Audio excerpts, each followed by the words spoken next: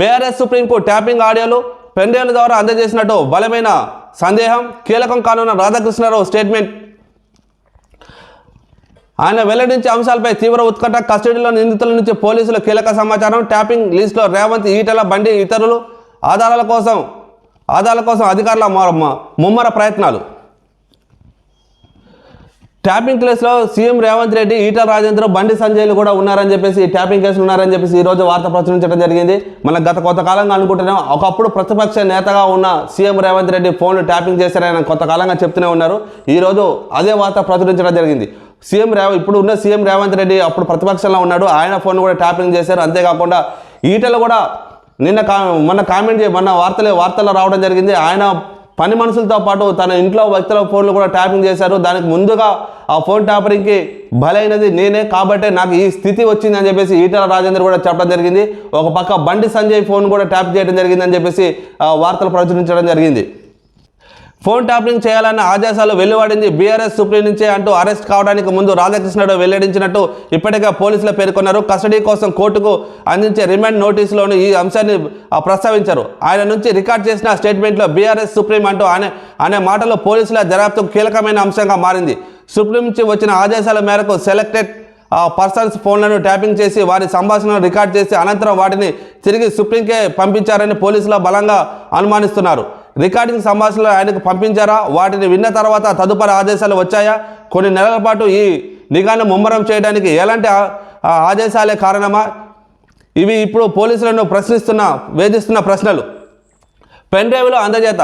ఎన్నికల సమయంలో రేవంత్ రెడ్డి, బండి సంజయ్, ఈటెల రాజేంద్ర తదితర ఫోన్లను ట్యాపింగ్ లిస్టులో పెట్టారని, వారి సంభాషణలో ఎప్పటికప్పుడు ఎస్ఐబి ఆఫీసర్లు రికార్డ్ చేసి ఆడియో ఫుటేజ్ని ఎప్పటికప్పుడు పెన్ డ్రైవ్లో సుప్రీంకు అందజేశారని, వాటిని విన్న తర్వాత తదుగుణమైన నిర్ణయాలు తీసుకున్నారనేది ఇప్పుడు దర్యాప్తు చేస్తున్న పోలీసులు సందేహం.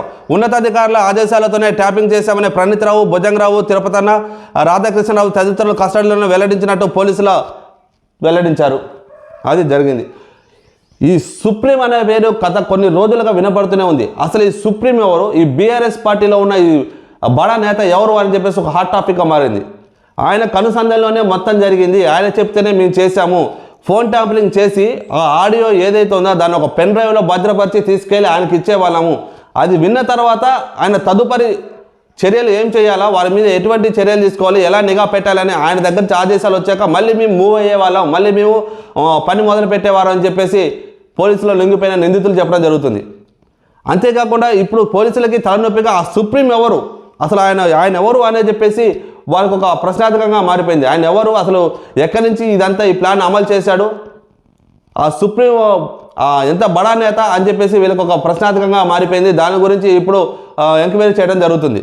అంతేకాకుండా బండి సంజయ్, రేవంత్ రెడ్డి, ఈటెల రాజేందర్ ఈ ముగ్గురు పేర్లు ప్రస్తావించడం జరిగింది. ముఖ్యంగా ఒకప్పుడు ఈటెల రాజేందర్ తెలంగాణ టీఆర్ఎస్ పార్టీలో ఉండి బీజేపీలో జాయిన్ అయ్యారు. ఆ తర్వాత ఆయన ఫోన్ ట్యాపింగ్ చేయడం జరిగింది. ఆయన బీఆర్ఎస్లో ఉన్నప్పటి నుంచి కూడా నా ఫోన్లు ట్యాపింగ్ చేశారు అని చెప్పేసి ఈటెల రాజేందర్ చెప్పడం జరిగింది. అంతేకాకుండా ఒక పక్క రేవంత్ రెడ్డి నా కుటుంబ సభ్యుల ఫోన్లు, నా ఫోన్లు, నా బంధువుల ఫోన్లు ట్యాపింగ్ చేస్తున్నాను గతంలో కూడా ఆ పోలీసులకు ఫిర్యాదు చేయడం జరిగింది. బండి సంజయ్ కూడా ఒక పక్క నా ఫోన్లు ట్యాపింగ్ చేస్తున్నానని చెప్పేసి గత కొంతకాలంగా తను చెప్పడం జరిగింది. బీఆర్ఎస్ పార్టీ అధికారులు ఉన్నప్పుడు ఇవన్నీ జరిగాయని చెప్పేసి క్లియర్గా అర్థమవుతుంది. అసలు ఈ సుప్రీం ఎవరు, ఈ బీఆర్ఎస్ పార్టీలో ఉన్న ఈ సుప్రీం ఎవరు అని చెప్పేసి ఇప్పుడు ఒక హాట్ టాపిక్గా మారిపోయింది రాష్ట్ర ప్రధానికం అందరిలోనూ. అంతేకాకుండా ఇప్పుడు ఆ సుప్రీం పేరు బయటకు వస్తే ఇంకా ఎవరి పేర్లు బయటకు రాబోతున్నాయి, ముందు ఈ ఫోన్ ట్యాపరింగ్లో ఎటువంటి అధికారుల పేర్లు, ఎటువంటి రాజకీయ బడా నేతల పేర్లు బయటకు రాబోతున్నాయి ఒక ఉత్కంఠ ఎదురైంది. కొంతమంది భయపడి విదేశాలు కూడా పారిపోవడం జరుగుతుంది. అంతేకాకుండా కొంతమంది అధికారులలో భయం స్టార్ట్ అయింది, వాళ్ళకి ఏం చేయాలో అర్థం కాని అయోమయ స్థితిలో ఉన్నారు. మనం ఇంతకుముందు కూడా కేసీఆర్ చెప్పారు, ఈ ఫోన్ ట్యాపింగ్ కేసులో అసలు నిజాలు నేను బయట పెడతాను, గత 4-5 రోజుల్లో ఖచ్చితంగా నేను బయట పెట్టి తీరుతాను, అసలు ఎవరు జైలుకి వెళ్ళాలి, ఎవరికి శిక్ష పడాలనేది నేను ప్రెస్ మీట్ పెట్టి మరీ చెప్తానని చెప్పేసి ఒక పక్క మాజీ సీఎం కేసీఆర్ చెప్పడం కూడా జరిగింది. ఇవన్నీ చూస్తే పోలీసులలో కూడా కొంతమంది పోలీసులలో గుబులు స్టార్ట్ అయింది. ఎక్కడ ఈ కేసు మాకు చుట్టుకుంటుందో, అనవసరంగా ఒకప్పుడు వాళ్ళకి మేము హెల్ప్ చేశాం కదా, ఇప్పుడు అది మొత్తం మా మీద రాబోతుందా అని చెప్పేసి భయం కూడా వాళ్ళకు మొదలైందని చెప్పేసి క్లియర్గా అర్థమవుతుంది.